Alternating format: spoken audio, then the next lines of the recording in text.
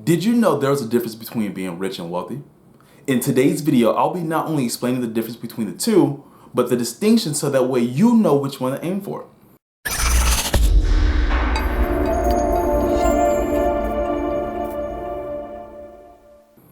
Hey everybody, my name is Michael and welcome to the Real Michael Berry channel, where I have a passion for seeing millennials being successful with their money. If you haven't already, I want you to subscribe to the channel so our family can grow on YouTube, and I want you to click on the bell notification so that way you know when I make a video. When I often think of a rich person, I think of a person who has a lot of money. A person that is somewhat flashy with their money. They can buy the nice car. They can have the big house. And not that that's a bad thing, they can do what they want with their money. But just because you make a lot of money does not mean that you manage your money well. And we see this all the time. We see actors, we see athletes who go and have these nice careers where they accumulate a lot of money. But after that career is over, you often see them being broke because they maintained a lifestyle that their money just can't cover. You even see this with people who win the lotto.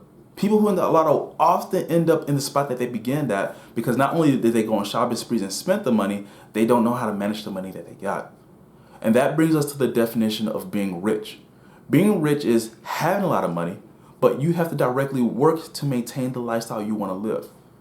If a person went without work, went without making money, the money that they have would come to a halt. It would end because they have to maintain that lifestyle. Now, when you're talking about being wealthy, that's on a different level. The definition of wealthy is having many riches, meaning that the people who are wealthy do not worry about money. And I want you to think about this. Think about being able to go on vacation, being able to pay your bills, being able to go to the store and buy whatever you want without having to look at your account because you know you're covered, because you know the money's there and you don't have to worry about it. That's the definition of being wealthy. Now, it depends on how you accumulate this money. You can do it through living off your dividends, living off residual income, passive income, a pension, 401k, whatever you have as far as maintaining a lifestyle where you don't have to work, but you know that your lifestyle is covered by the money coming in. That's what the goal should be. And oftentimes what you have to do is just lower your expenses.